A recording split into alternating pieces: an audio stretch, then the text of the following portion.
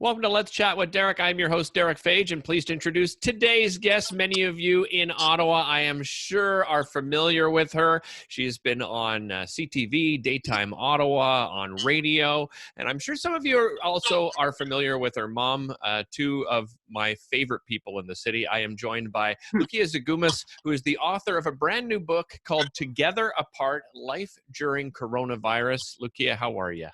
Hi, Derick. I'm good. How are you doing? I'm doing great, thanks. So nice to Good. see you. We haven't seen each other You too. even In face so to long. face in a long time. Yeah. I know. It's great to see a familiar face.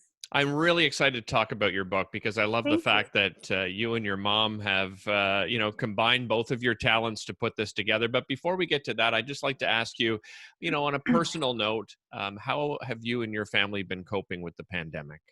We've been doing okay, I have to say. At first it was a little challenging and we weren't sure how long it would last, but now we've kind of gotten into a routine. My husband and I working from home. Thankfully our children are older, they're 14 and 12, so they're able to kind of do their homework on their own and kind of keep busy talking to their friends online and staying connected that way. Of course, as with everything, we're just adapting, and every day there's certain challenges, but we're making do the best we can. And now that the weather is getting better, of course, it helps with getting us outside to enjoy that fresh air. Yeah, absolutely. I think we have a new respect for nature, and all of us are just dying to get outside, where Absolutely. before I don't think we necessarily respected and had that that drive to be outdoors more. But as soon as you lose your freedom, Yeah, I think you just naturally like, no, I want to be outside. exactly. Yeah, gotta and break just out of these appreciate what we chains. have. Yeah. Just the walks and the trees and all the beauty that's around us. So we are fortunate for sure. When I think of local people that I believe are probably best prepared for something like this when it comes to their business and professionally, you were one of the people, when you reached out to me, that came to my mind first and foremost was that, you're online quite a bit. I mean, that's a big part of what you do, but I imagine it still had an impact. So tell me a little bit about the impact it's had on you professionally.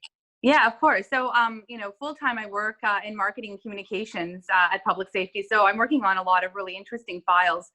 So that workload hasn't really changed. It's just a matter of learning how to work in a new environment, working from home, and adapting that way. It's hard not being in an office environment, not seeing my colleagues face to face, but the work is getting done, and we're making do in regards to everything that I do online on my blog and social media. I'm doing the best I can to stay on top of things and to keep things, posting in a timely manner. And then I decided to take on another full-time job, which was the creation of the book, which at first we did not expect to have this outpouring of support. It's been overwhelming, really, and that has also turned into a full-time job as well. Yeah, and I'm not surprised to hear about the support you've received, because I think it's a fantastic idea. And many people with young children, I think they have had a big struggle on how to describe exactly what's happened and why they have to do certain things and why they can't go to school and see their friends. Right. See their grandparents and extended family. And it's been a difficult job for parents to try to describe. So I love how this idea came to be. Tell me about, sort of the birth of the idea of the book. Right. Well, I was talking with my mother one day, and she made a painting, and I'm going to show you.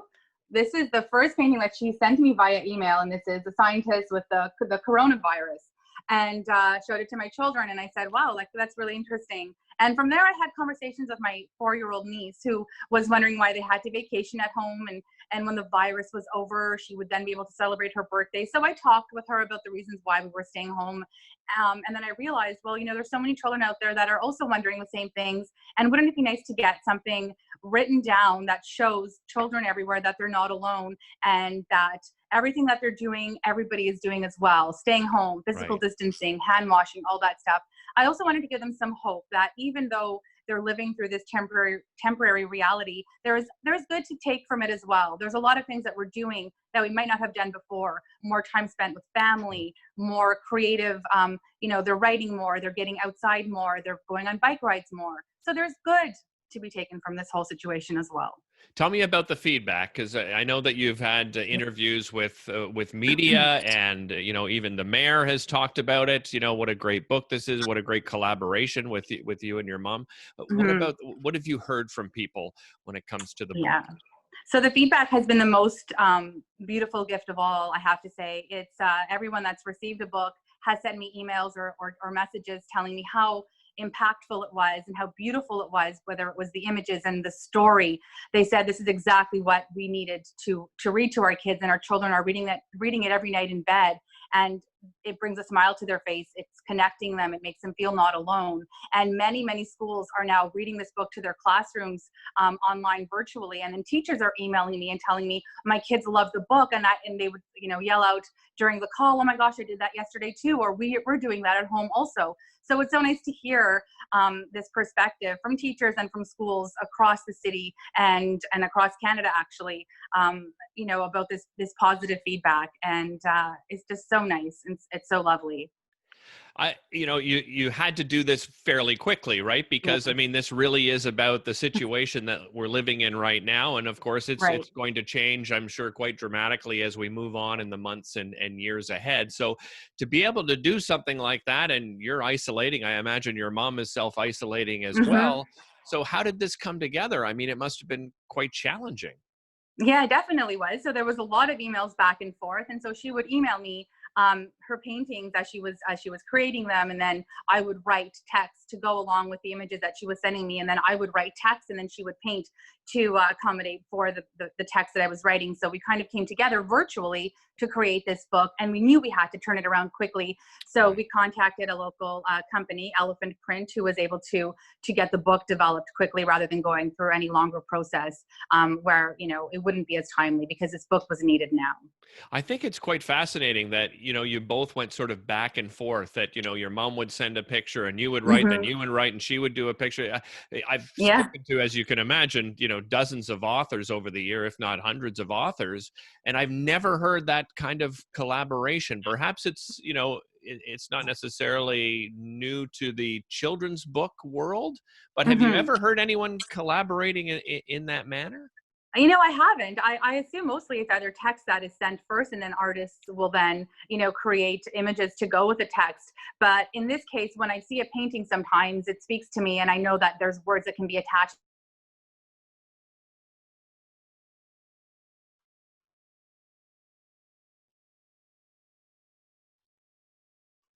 Shoot. The perspective of a child. So it's for kids aged 4 to 10. And so I'm speaking as a child in the book. So I would see an image and then I would write more. And overall, I knew what I wanted to capture. The reinforcing the messages of hand washing, staying home and physical distancing, but also making it sound not so terrible, and then showing all the good that's come from it as well. How did you get into that child's mindset, to write it from a child's perspective? It must have been a pretty fun experience. It was, definitely. And it wasn't that difficult, to be honest. I don't know if it's because I'm young at heart or if it's because I spend so much time around young children. My boys are older now, but of course I think like a mother, and I have young nieces and nephews that I talk to. So I'm always on their level, and I can see things from a child's perspective. And as difficult as it's been for us as adults, I can imagine how much harder it's been for children who may not fully understand the reasons or might be scared of this new reality. So yes, it's scary times, but there's also a lot of good to take from it. As you mentioned, your children are a bit older. How have you been able to sort of explain it? I mean, I'm sure they've heard little news bits here and there, but as from their perspective, as older children, how have they been dealing with it? They've been dealing with it. They've been dealing with it okay. Most of all, they miss their friends and they miss the routine of going to school. My 14-year-old especially. He's at that age where friends are very important to him. He's very studious, so he hasn't stopped. He's in addition to the regular workload of homework that he does, he's taking classes on his own online. He's already registered for summer school courses for Reach Ahead, so he's just really keen on continuing his studies, and he's a scientist. So to him, this news is fascinating, and he reads as much as he can and watches and learns. So again, there's a positive twist to all of this as well. Have they been sort of, socializing with their friends using technology? Has that been a help for them, just on a, a mental health basis? Absolutely. And a lot, definitely. My youngest is very social, and he talks to his friends online a lot. you know, in addition to homework and stuff like that, he's talking to his friends. My oldest son went for like a distance bike ride with his other friend a couple of days ago, just to get outside into the fresh air. Of course, respecting their space, and just so we could see somebody face to face after so many months of both of them being home. So, you know, we're doing the best we can, and so are they. Yeah, I mean, my daughter just had her birthday and her 15th birthday, and she had like two friends, you know, in different times during the day come over and sort of talked, you know, Right. even further than 6 feet away, Yeah. you know, through the door just to say, you know, happy birthday. And Yeah.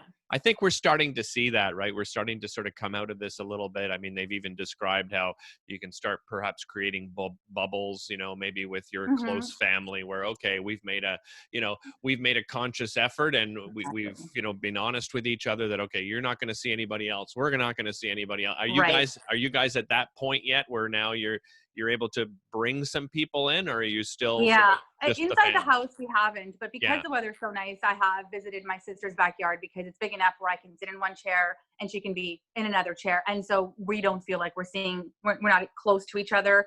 So yes, those little things with immediate family is happening for sure, because we know where we've been and we know we haven't been anywhere or in contact outside of going to the grocery store with our masks and all that stuff, right? So all those precautions that we're taking, that's not going to go away. And it's actually just part of our routine now, like putting on a seatbelt, putting on a mask before you go into a store, right? It's not that hard. Yeah, it's true. And you know, before you leave the house, you're like, okay, where's my wallet, my mask, my keys, right? It just becomes one of the natural things. And I'm with you. I'm quite fortunate in that my mom and my stepfather have a huge backyard. So we've been able to go over there in the last couple of weeks, but it was difficult because we used to get together, you know, once a week for those family dinners. And then you know, for 2.5 months, if not longer, we haven't been able to do that. So it certainly, you know, makes you feel better spiritually to finally get some connection, human to human connection. It does, absolutely.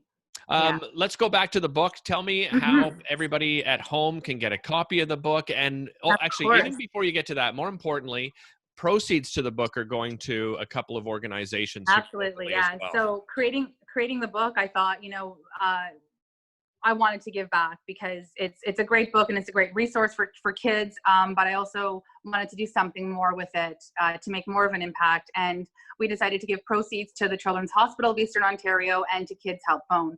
And these two organizations were chosen because CHEO does so much for kids every single day. My son has, you know, had to stay in CHEO for a couple of weeks when he was younger, and just the care that he received, we'll never forget it. So we're so lucky, and I wanted CHEO to have the proceeds from this book and Kids Help Phone for children who may not have that happy home environment. There are kids who are missing the teacher that they would go to for advice or for companionship or their friends in school. So Kids Help Phone is the listening ear for kids who may not have that happy place to be at home. So whether you're texting them or calling them or emailing them, there's somebody that's going to be there to listen to the children who may not be in the best circumstances right now. Yeah, and I'm glad you mentioned that. It's true. I mean, you know, people like yourself and myself, I mean, we're very fortunate that we have family with us, but that's not always the case. And with children, and we're seeing it with many seniors as well, right? Right. Across the country, around the globe. So how do people get a copy of the book? What's the best way to do it? They can get a copy by emailing me, Loukia Zigoumis @gmail.com. They can also visit our Facebook page, facebook.com/Together Apart Book. And the book is also available at Tag Along Toys, and it's also available for purchase at the Mary Dairy. So if you're going to the Mary Dairy to get some ice cream, you can also pick up a copy of your book there as well. Yeah, and I'll make sure I put those links below here on my YouTube channel as well for the interview. Loukia, thank you so much for joining me. I really appreciate it. And, you know, if you have any comments, those viewers at home watching us, just put those comments below. We'd certainly love to hear from you. Loukia, all the best to you and your family. It was great to catch up. You too. Thank you so much, Derick. You take care. Thanks. You too.